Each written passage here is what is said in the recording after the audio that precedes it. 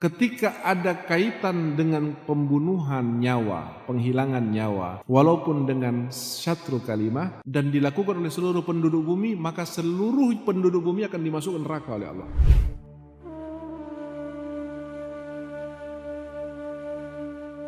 Berhati-hatilah terhadap perbuatan zalim. Terutama paling berat kezaliman itu terkait dengan nyawa. Terkait dengan nyawa. Dalam satu riwayat hadis Rasulullah SAW pernah mengatakan, andai dalam satu pembunuhan orang dibantu oleh seluruh penduduk bumi ini walau bi syatri kalimah, walaupun dengan sepotong kalimat saja. Misalnya ada 30 orang, 50 orang, atau satu kota atau satu dunia mengatakan kepada orang yang sedang berselisih, sikat saja itu, bunuh saja itu, habisin saja itu. Apa kata Nabi? Ketika ada kaitan dengan pembunuhan nyawa, penghilangan nyawa, walaupun dengan syatru kalimah, dan dilakukan oleh seluruh penduduk bumi, maka seluruh penduduk bumi akan dimasukkan neraka oleh Allah. Karena dia cuma punya andil syatru kalimah terhadap penghilangan nyawa, kezaliman terhadap nyawa. Pernah saya sampaikan juga bagaimana seorang yang ketika meninggal setelah 1 tahun, anaknya bermimpi bapaknya yang meninggal ini. Dia melihat kain kafannya masih dalam keadaan terbakar dan masih menguap api, dan seluruh badannya dirantai.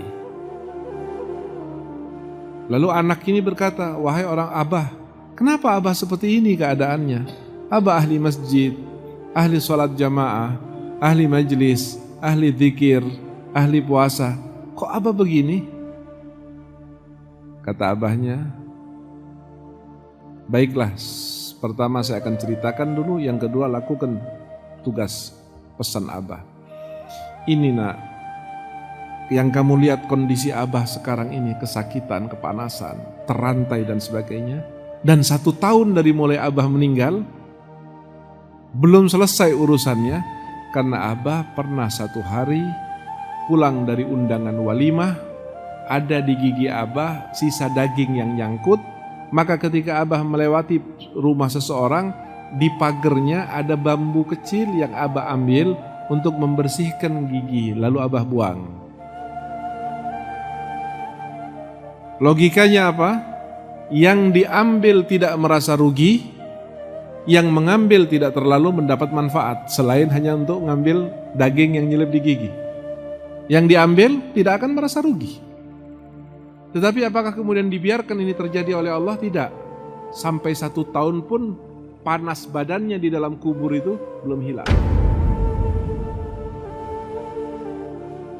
Bagaimana dengan yang mengambil 1.000 rupiah, 100.000, 500.000, 1 juta? Bagaimana kalau yang diambil itu adalah uang masyarakat misalnya? Uang masyarakat, kalau itu Kuningan misalnya 2 juta orang, 1 juta orang. Lalu 1 juta orang menuntut dia kepada Allah Subhanahu wa taala yaumul qiyamah.